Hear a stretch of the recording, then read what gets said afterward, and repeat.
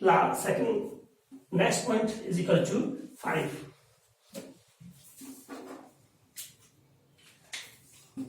पांचवा बिंदु जो है हमारा वो है बाह्य बिंदु से यदि P और PB दो स्पर्श रेखाएं की रचना करनी हो और वो दोनों के मध्य कोई कोण दिया गया हो। अभी उसके बारे में भी मैं अभी बताता हूं आपको। इस पर एक करेक्शन कर दीजिए, कोण।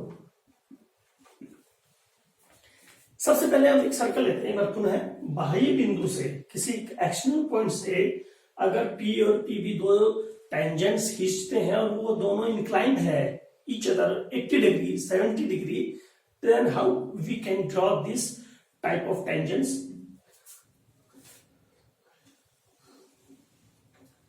This is a circle of center OPB.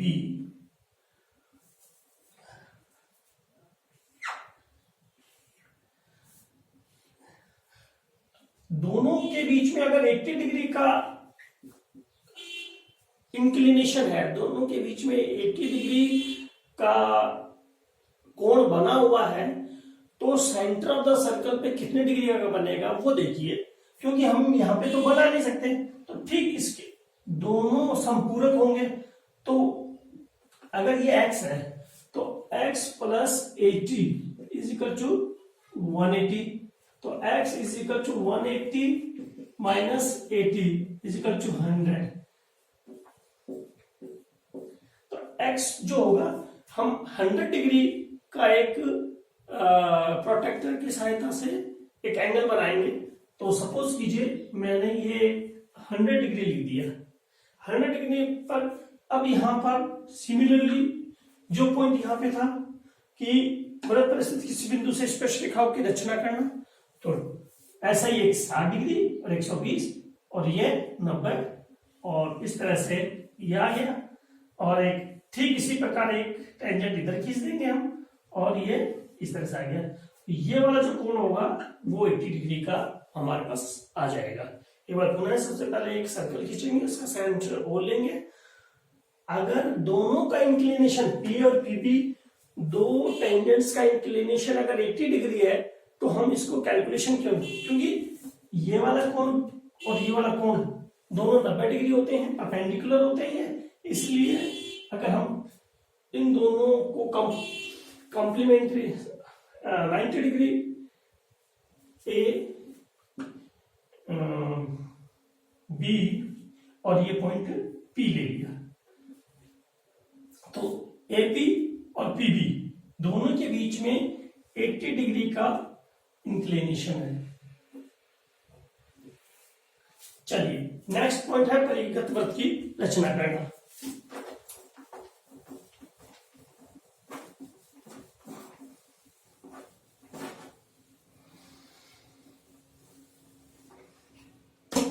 परिगत वृत्त की रचना एक महत्वपूर्ण सवाल है जो कि आमतौर पर बोर्ड परीक्षाओं में पूछा जाता है, और इसके अंतर्गत हम किसी त्रिभुज के भुजाओं का समद्विभाजन करेंगे।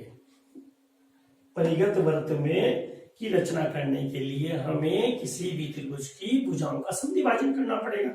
जबकि अंतर्गत वृत्त की रचना करनी हो तो हम कोणों का अर्धक लेंगे, यानी कि कोणों का समद्विभाजन करके फिर एक वृत्त लेंगे जो कि अंदर की ओर बनेगा, जिसे इन सर्कल भी बोलते हैं। जबकि परिगत वृत्त की रचना करने के लिए सर्कम और इसका जो सेंटर होता है उसको सर्कम सेंटर भी बोलते हैं, परिकेंद्र, और इसको के केंद्र को बोलेंगे अंतः केंद्र। तो सबसे पहले देखिए छठा नंबर, एक त्रिभुज लिया,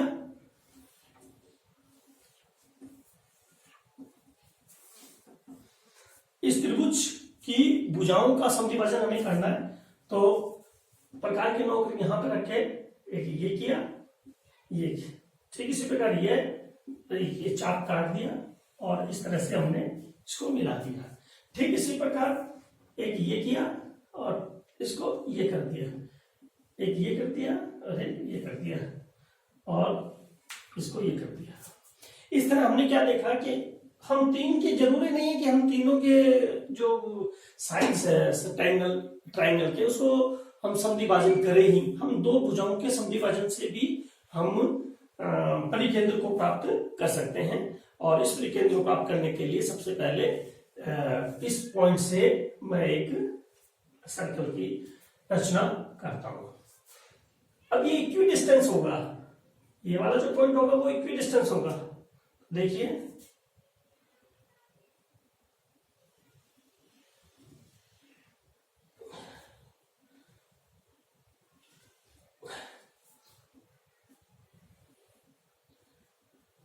जब आप प्रकार की सहायता से करेंगे तो ज्यादा क्लियर और शार्प पेंसिल होनी चाहिए। और हमारे पास ये पॉइंट ए आ गया, जो ट्रायंगल का जो वर्टेक्स है वो ये बी और ये सी, और ये वाला जो पॉइंट है उसको हम सर्कम सेंटर भी बोलते हैं, परिकेंद्र।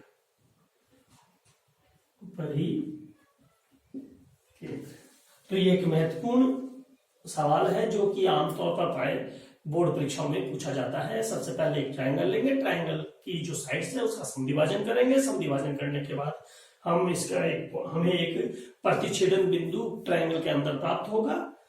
इसमें भी तीन कैटेगरी है, लेकिन मैं ज्यादा उस पर विस्तार से नहीं जाना चाहता। कि ये परिकेंद्र हमने प्राप्त किया, इस परिकेंद्र से इसके जो शीर्ष हैं उतनी दूरी तक प्रकार की नोक खोल के और एक सर्कल की रचना कर दूंगा। तो ये देखा आपने परिकेंद्र, परिवृत्त, ये परिवृत्त की रचना। अब लास्ट और अंतिम अंतःवृत्त की रचना किस प्रकार की जाती है वो देखिए।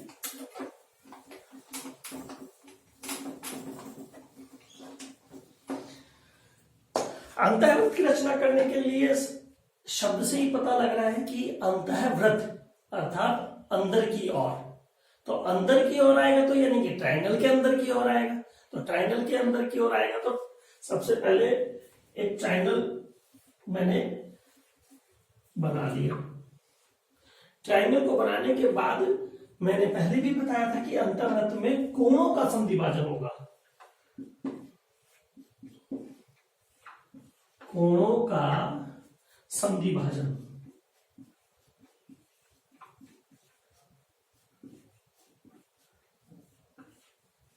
कोणों का समद्विभाजन बोल दीजिए या फिर अर्धक बोल दीजिए।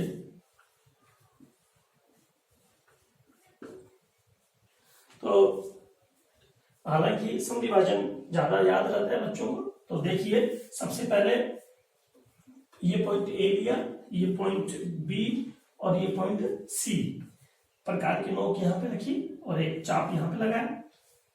यहां पे दो, एक और दो, और इस तरह से मैंने इसको एक ये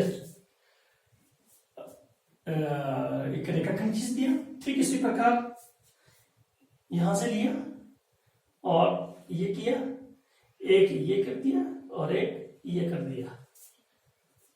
दोबारा कर देते हैं, ये कर दिया, इस जॉइन। अब हमने क्या देखा कि हमारे पास ये वाला पॉइंट आ गया। एक मेरे पास जो पॉइंट आया वो, अब इस पर एक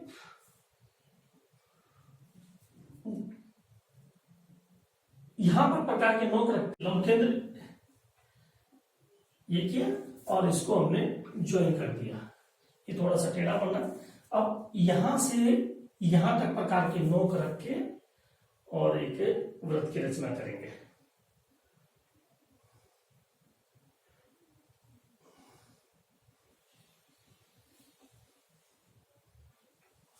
तो इस प्रकार हमने देखा कि ये वाला जो वृत्त है, मैं गहरा कर देता हूं इसको,